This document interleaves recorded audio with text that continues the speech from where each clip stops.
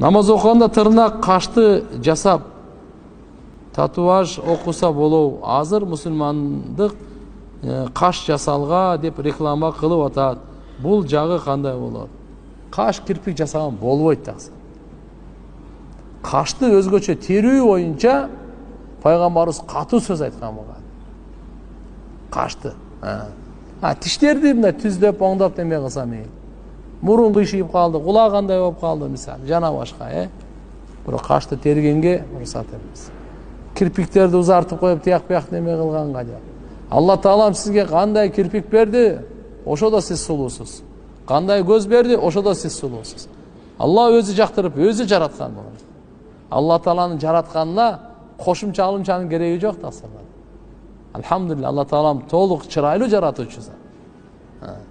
Бирок сиздин бир нерсеңизден анан кийин бир жер анча-мынча шарам болуп калат, күйүп калат, ушул жер дарыласак болот. Болот андайлар. Эчтеке.